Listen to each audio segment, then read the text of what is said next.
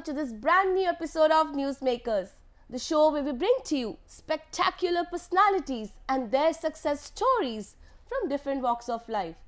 Because at Newsmakers, we aspire to inspire you. My dear lovely audience, I'm your host Simran, and I'm really delighted to bring to you yet another dynamic guest on our sets today. He is the former IAS officer and CEO and founder of Language and Learning Foundation. Please allow me to welcome Dr. Dhir Jhingran on the sets of Newsmakers. Thank you, Simran. A very warm welcome to you, sir. We are so happy to have you here. Thank you. So am I. It's great to be here. Thank you so much. So I would like to start with this $1 million question, which is you are an IAS officer, a former IAS officer. You must have had a failure and success in life. Reaching to this level must have been, a tipsy-turvy for you as well. Please tell us about your journey of life. Right. So let me say what I'm most happy about in, let's say, about 35, 36 years of work that I've done. The fact that I've had the opportunity and privilege of working in primary education and making a small contribution to improving primary education has been very satisfying. And I have been able to work at the district, state and national levels, both within and outside the government. That's been very rewarding. What I'm not so happy about is that even after 3 decades, I still find that primary education quality is not that great and a lot of children are not learning enough. So that's something that I don't feel great about. So you were an IAS officer. What attracted you to be here in the primary education sector? Yeah, IAS officers are supposed to be generalists, work in the industry sector and agriculture and all of those. I was attracted to education quite early in my career. I remember when I was just 3 years into my career in a district, I chanced upon a lot of these youth clubs in a remote district in Assam, and I found most of the youth actually playing carom through the day and worked towards mobilizing them to see how they could contribute to get out of school children into school and work on non-formal education. Later, I was district collector in a district where there was insurgency and violence, ethnic conflict actually. And we did a large literacy campaign which brought peace and harmony there. Slowly, I got really attracted to school education. I used to visit schools and find that children are quiet, passive. The teacher does most of the speaking. They don't seem to understand what's happening in the classroom. They were copying most of the time from the blackboard or repeating in chorus after the teacher. Something didn't seem right. And slowly I decided to work in education. My resolve became stronger. And I took postings in the education sector within the government. I was project director of Sarva Shiksha Abhiyan, principal secretary of education, and also director in the Ministry of Education. So that's how I just evolved to continue in the education sector. And then as you become senior in the IAS, you've got to do various jobs. And when I found, when I was about 50 years old, and I found that I have to work in agriculture or other sectors, I knew my heart is in education and decided to actually quit the job and then set up the Language and Learning Foundation because I decided the best way of continuing to impact the education sector is to set up a non-profit and then work with the education system to improve children's learning at scale. In 2015, I remember we started with a grant of 15 lakh rupees, 1 employee. I did not have a salary for 2 years. We used to work out of my home and cafes. Cafe Coffee Day got a lot of business out of our meetings there. So that was the starting, but we were very confident that we definitely want to make an impact at scale, and there is a big opportunity because there is a huge issue of children's learning. That's how it all started. And now, of course, we've grown much bigger and we are impacting work in 8 states. Oh, super. So this is how you incepted Language and Learning Foundation. So like you saw kids being an IAS officer, my dear audience, you have to look at it. He was a former IAS officer and his passion came out to this level that he established language and learning foundation for children. Now here there's a very important question which comes into my mind. Now what role does foundation, like kids foundation is very very important right from those primary age. Now what role does a foundation learning play in children's life, like as an overall educational journey? Please tell us about that. Yeah.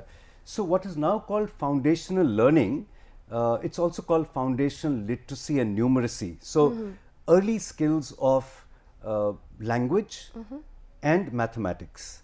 For example, a child should be able to read fluently with comprehension, to be able to write independently, to be able to express themselves orally, and also perform basic mathematical operations, addition, subtraction, division, multiplication. This is called foundational learning. These are very important because they are a basis or almost a gateway to all future learning. Unless these skills are developed well, children will not be able to succeed in later school years. Absolutely. Also, it's very important to remember that a child's brain development happens in the earliest years. It's almost complete by the age of 8 years. And therefore, it's very important to work well with children, have a great education in the early years of schooling. And that's why the foundational years are so important. And we decided that our focus will be on foundational learning. So here, like for my audience here, especially the parents who have younger kids, those who are about to start their life and their educational journey. Now here we get to know from Dr. Dhir that it is very very important for us to have their foundation strong. Yes. Like right from this primary age, it's very important. Now these days we see there are a lot of pedagogies that we see, a different way of teaching. There's a lot that we see here in the system, in the education system, but still, now the recent AASCR report shows that there is low learning levels amongst the age group of 14 to 18-year-olds. Now, what do you think about what could be the reason behind this? Right, it is very distressing. As you mentioned, the ASR report 2023, 14 to 18-year-old kids that were surveyed, 25% of the kids could not read even a class 2 level text. That's really sad. The earlier ASR report of 2022 said that about 75% children in class 3 cannot do simple subtraction problems. So there is a learning crisis in that sense. It's a new term has been coined which is called learning poverty, like income poverty, learning poverty. So those children who even by the age of 10 cannot read a simple text, they're called learning poor in a way. Correct. And in India the estimate is about 55% children at the age 10 or between the ages of 6 to 10 are learning poor, cannot even read a simple text. So there is a big crisis out there. The reasons are many, but here I'd like to just highlight 2 or 3 of them. The first, I think it's most important to focus on early childhood education, even from the age of 3 and at home from 0 to 3 as well. As you said, early stimulus is very important. Parents can provide that stimulus.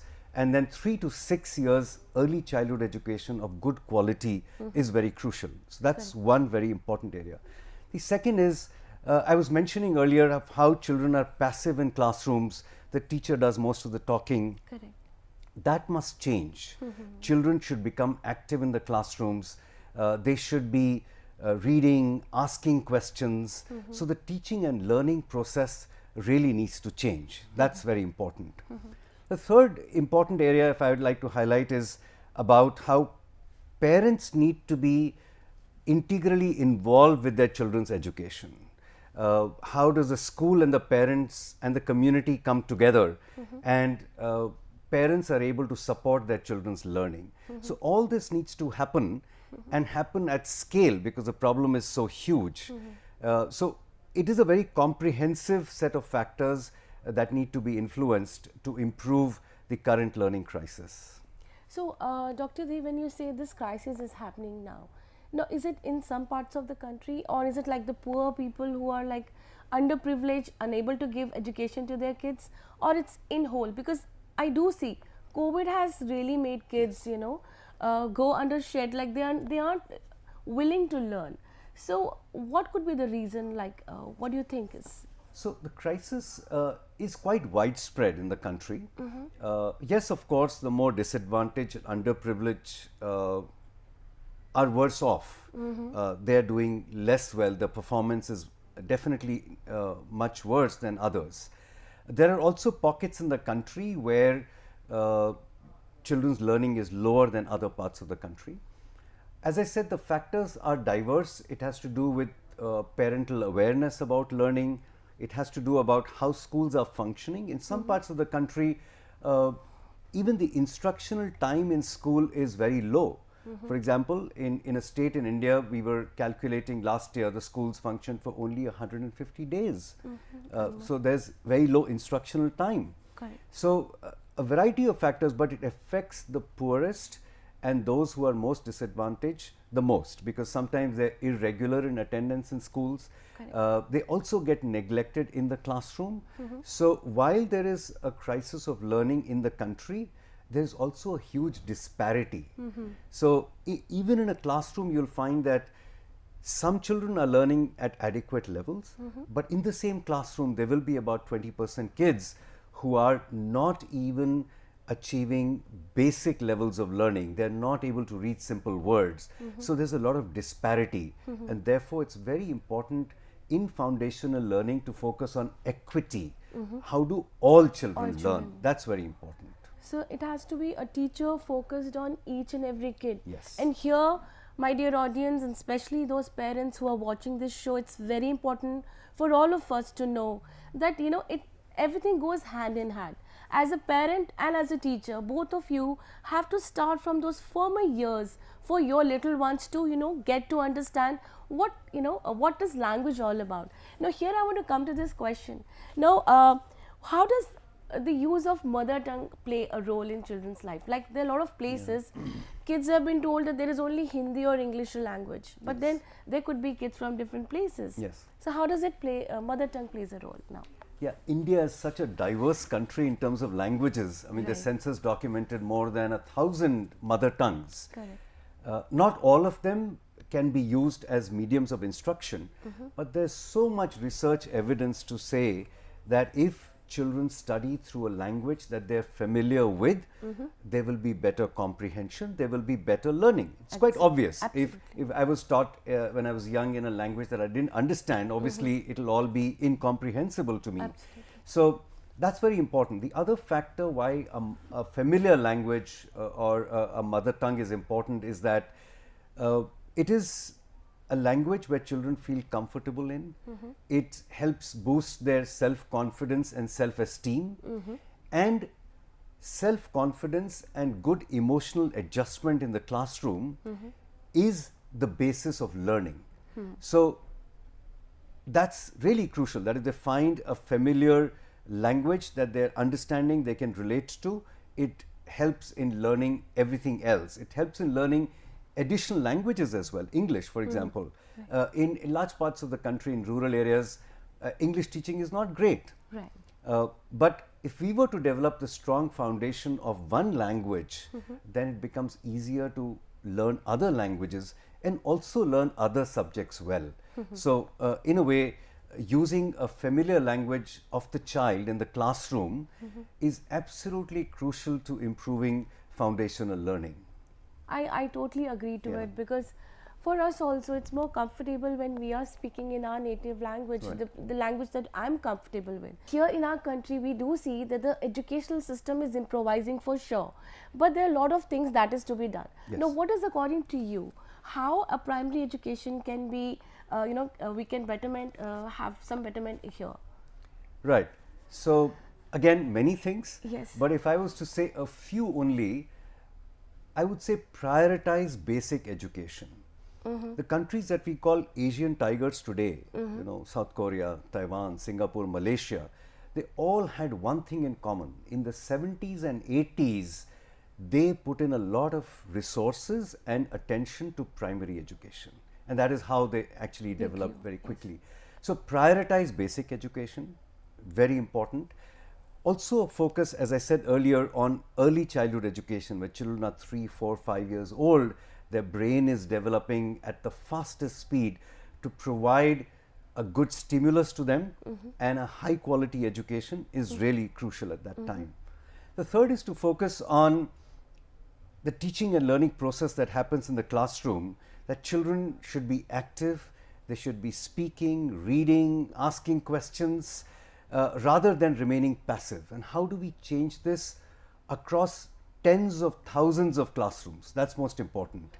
And this, I think, the education system that we have really needs a lot of change to be able to ensure that primary education becomes a priority.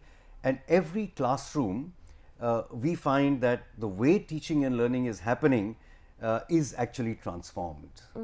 And as I said, parents, of course, are integral to it. And how do parents get involved in children's learning? Often you find the school to be very distant from parents, especially parents in rural, remote areas. They're not able to engage with the school and with the children's learning. They may even be illiterate in some cases, but every parent is nowadays very concerned about their children's education. That awareness has come. So how do we encourage them to contribute to children's learning? That holds the key to improving primary education at scale. So here, do you also see those people, those parents who are illiterate? No, are there some kind of learnings for them also, for, you know, they learn and they also happen to teach their kids? There's kind of a system there as well? Yes, I think it's important that young parents, at least, you know, 20 to 45, if they are not literate, we must make a strong effort, especially for mothers, female literacy, to be ensuring that they acquire basic literacy skills. But what we have seen is that even parents who are themselves not highly literate, they understand the value of education now, because they know this is the pathway to children getting out of the cycle of poverty, you know, and they want their children to do that. And they can do small things. For example, they can provide a space to children to study when they come back from school. Even if the house or the home is small, they can do that. They can ask some questions. What did you learn today? Aaj kya sikha? School mein kya hua? So in small ways, parents can support the children's learning. They can go to school in a parent-teacher meeting and ask about how the child is doing. So there are small ways in which parents can definitely contribute to their children's learning. So wonderfully said. And here I have to urge all my listeners here. Now here we do have people around us, those who work for us, like our house workers, and people who are illiterate, they aren't educated. How we can help them, educate them, is tell them to be more considerate with their kids. Push them to make their kids learn during their very, very primary age. You know, we can do best for our nation by also telling them that, you know, education is very, very, very important. Now, my last question would be, how optimistic you are about the overall educational system? Do you see it improving? And what would be your feedback or your say in this? I'm an eternal optimist. I've been in this for 35 years, and I think many good things have happened in the basic education sector in India. Access is improved, there are a large number of new schools, new teachers have been appointed, enrollments have increased, but as we discussed, learning is still a challenge. But I see that change is happening, and happening in different parts of the country. The challenge is that it should happen consistently over time in tens of thousands of schools. We have 50 lakh teachers in the elementary education sector. How do we ensure that all these classrooms have a very different way in which children are learning? And this is something that we need to have a very consistent focus on this if we want that learning should improve in the next decade, let's say. So very well. And lastly, I would like to have that advice from you for the parents as to what good they can do as a normally, like with their kids on a regular basis. Any specific advice that you have for them? Yeah, I would say that help your children learn, provide them enough space an opportunity to learn, support them after school also, but don't just be focused on academic learning, just reading and writing and doing mathematics or whatever subjects. It's very important to recognize that a child needs to develop in a holistic manner all aspects, games and sports, music, craft. So just ensure that you're supporting the child with whatever talent she has, and you're encouraging them to get and realize their best potential. That's most important. What a wonderful advice that we got here. And my dear audience, now that we know what we have to do with our little ones, we have to encourage them with whatever they are best at. So from now on, see and give your best time with your kids. I'm sure you must be giving, but from now on also prioritize their primary education. It's very, very important. Thank you so much, Dr. Dhir. We are absolutely enlightened and so happy to have you here on the sets of Newsmakers. Thank you for being a part of our show. Thank you, Simran. Delighted to be here. Yeah. Thank you so much. So thank you, audience. Here's Simran signing off with the promise that I will be back soon with yet another guest. And yes, if you too have a story to share, our email is here reflecting. You can mail us and we will get back to you and have you here sitting next to us on this couch. Till then, have a very, very good life. Stay positive. Hello and welcome to this brand new episode of Newsmakers, the show where we bring to you spectacular stories of inspirational people from different walks of life. Because at Newsmakers, we aspire to inspire you. My dear lovely audience, I'm your host Simran and I'm so happy and delighted to bring to you yet another dynamic personality on our sets today. He is the founder and CEO of Tech Job Fair. He's been into the IT industry from past 15 years and has received many accolades for his good work. He's flown all the way from Germany to be here on our sets. Please allow me to welcome Mr. Ashok Dudhat on Newsmakers today. A very warm welcome to you, sir. Hi Simran, thanks to you and your entire team to having me here. It's such a pleasure to have you here, sir. I would like to start with this very, very important question, which I always ask all my guests, which is how you started your life and how has been your journey all through of becoming so famous? So I will start with I'm originally from Surat. My parents and my big brother living in Surat, and I also completed my bachelor in computer science in also Surat. And then I decided to go to Germany for international exposure and improving family condition. And then I have selected Germany because Germany has a low tuition fee and many other advantages compared to other country. All right. So you mean to say that you started your journey, and did you when you started your this venture called? There are many story to start a company building this tech job fair. So I would go through background whole step how we build this whole product ecosystem. So it's all start with my own experience in Germany. While I was studying, I have faced multiple challenging. Among all those, job was one of the most challenging aspect, and that was the time I decided to help many such a candidate. They are facing the same challenging, right? So after completing study, Germany giving limited period of time to find a job. So it is hard, right, for student to get to job and survive in the same situation. So while I was looking for the job, and there are many other things to take into consideration, like keep tracking my own expense to start job on time. So this gave me the idea to build something where student or the people can do the job in a daytime, and also they can get enough time to apply for the job. So there should be the system where everyone can create the CV and then automatically apply to own skill-based job. And this whole the entire process can be faster from the both side, right, and they can get job in on time.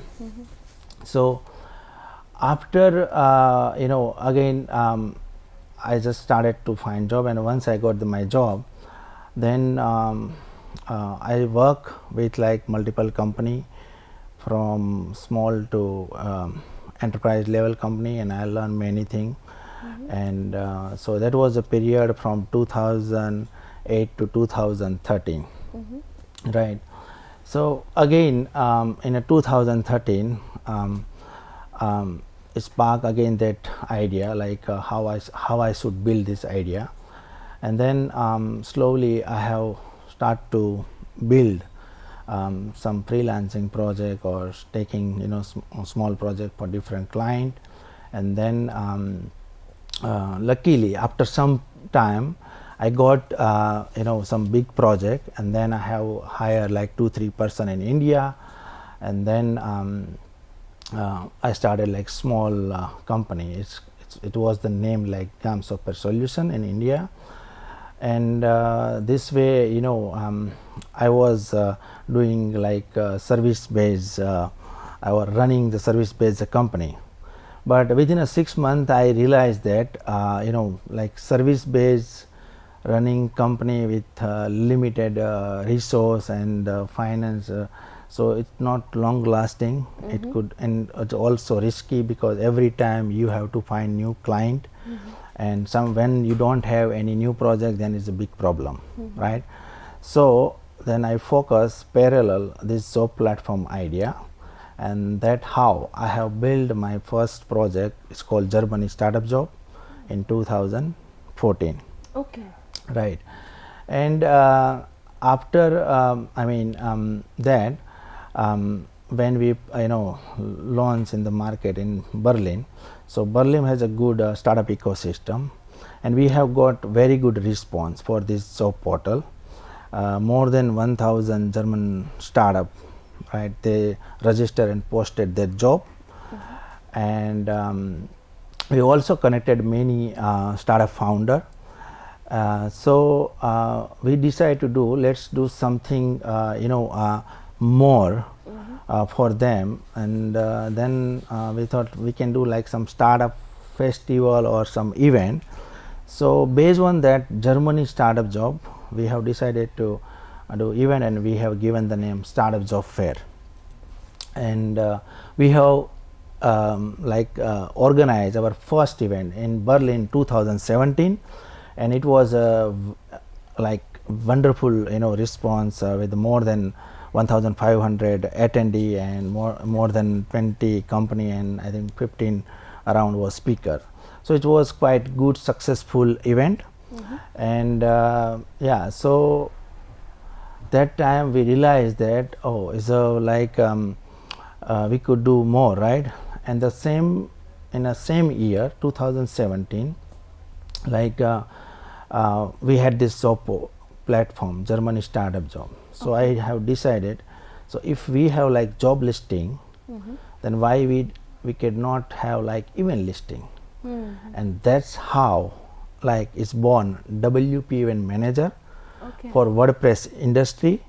And right now more than 20,000 user using this plugin, who want to organize the event, right. So in 2017, right, so it's a product is born, like Germany Startup Job and WP Event Manager. Oh, wonderful. And and now I'm back to the 2018. So again, because of the good response, we want to continue this event, Startup Job Fair. Then many MNC like Google, VMware, they want to join, but they was hesitate because of the name startup, because they are not startup. Correct. And then we have decided to change the name from Startup Job Fair to Tech Job Fair. And this way the Tech Job Fair we have founded. And 2019 we expanded Tech Job Fair in 3 more countries, Switzerland, Portugal and Austria, right? And we also got a good response from this 3 country. And at the same time, we have built the new platform based on this startup job fair. So tech job wall, we have given the name tech job fair because startup job platform like Germany startup job, India startup job, US startup job. So we have built for the 16 country. Okay. But it's hard to manage, and if we have the common platform for every country, right, then it make more sense for candidate and for also the company. So we have decided to merge these 16 startup job platform into one platform, and we have given name Tech Job Wall, right, in 2019. Okay. And then 2020, it was a period of COVID, right? Correct. And nobody can organize event, right? But we couldn't stop here. We thought we could continue engage with the tech community, and then we have decided to organize virtual tech job fair. Oh, wonderful. So in 2020 and 21 we have organized virtual tech job fair in 16 country, and we have connected more than 30,000 tech talent across the globe. Oh, super. Right. And that was like pushing more to do related to the tech job fair. And in a COVID, every people, right, was struggling with the business, and they get a lot of time to think, right, to problem or to do something new. So during this whole the process, we know there is something problem. So the problem, for example, we organizing fair in different country. So every time talent has to submit their data for registering or attending the event, right? And other side, the exhibitor cannot get the full profile, correct? Because we should, we can't ask like complete profile for attending the event. So that's the problem we have solved via building one platform, and we have given the name is Hire Tech Talent, is a reverse recruitment platform. So where every talent, they register themselves and they're creating full profile, and whenever they want to attend the event, so they just press the one click or button, and then they can register for a particular event. And other side, exhibitor can get the full profile after the event, before the event. And the best part for this platform, like job seeker, they don't have to apply, but company apply to them. Oh, wonderful. And they're sending the interview request, so within 72 hours they have to accept, otherwise it's expired. So this whole process make faster, and candidate or job seeker can get job on time. All right. So this way is like the fourth product, you can say, like Hire Tech Talent. So first was like German startup job, WP manager, then Tech Job Wall, and then Hire Tech Talent, right? And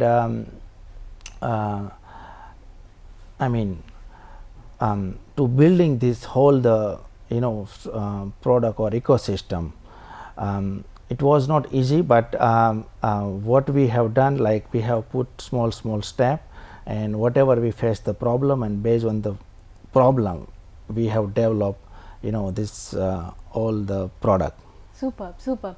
What a wonderful story that we got to know. Here, viewers, you have to see that how he started his company, and which all how he incepted just not one but 3 to 4 different companies altogether, and now he has Tech Job Fair, which is a complete a solution for all the job seekers here. So now I would like to know a few of your success stories of the people who have actually got jobs through your company. So there are many tech talent, they found their job, right, via attending event. via our platform Hire Talent.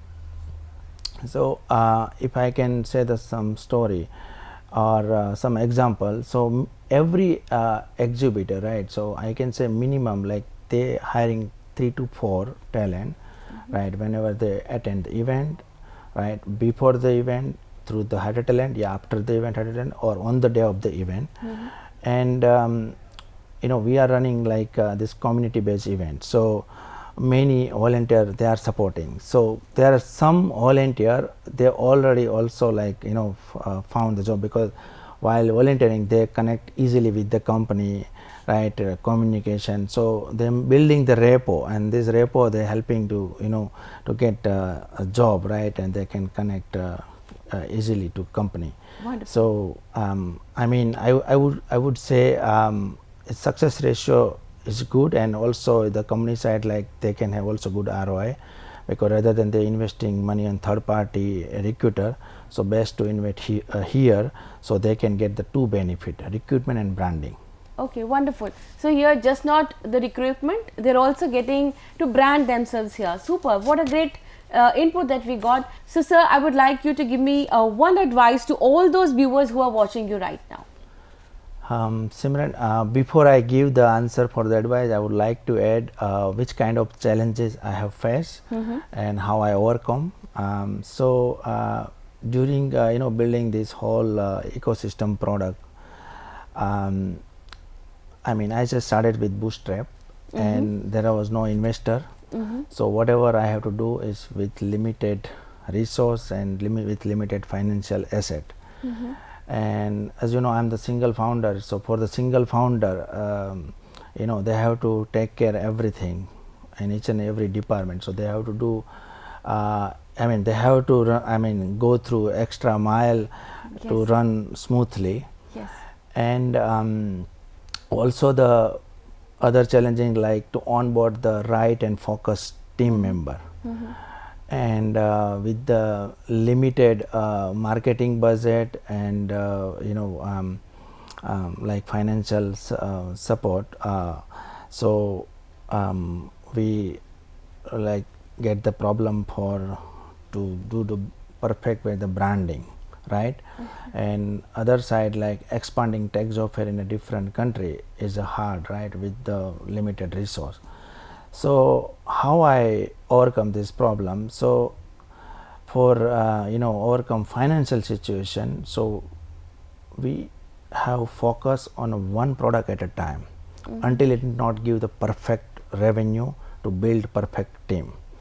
So once we got the good revenue, and then we have start to hire right you know, team member who are clear cut, has a, you know, like focus on the work.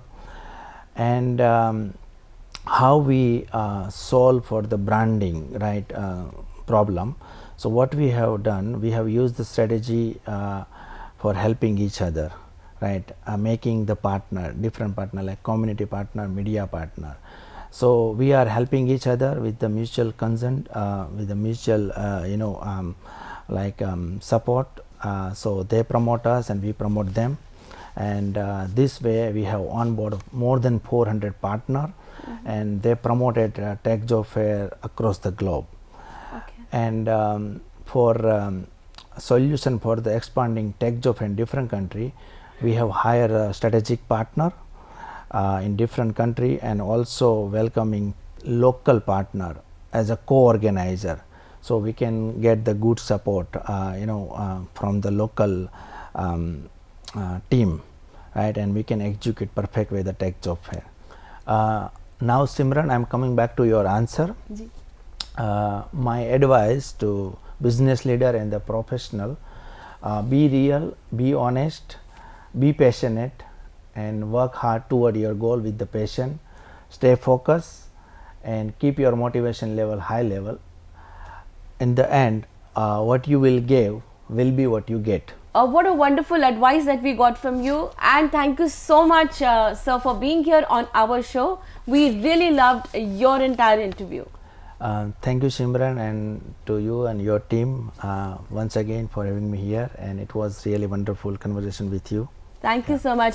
So my dear viewers, now that you know that what kind of advice do you have to follow, so please, all the entrepreneurs who are watching, please do follow the advices just now given to us by Mr. Dudhat. And here's Simran signing off, but I promise that I will be back soon with another dynamic guest. And if you think you too have a story, that what are you waiting for? Our email is reflecting here. Please do email us like you always do. Pour in some love and we would connect back to you. So here Simran signing off, and I will be back soon. Stay blessed.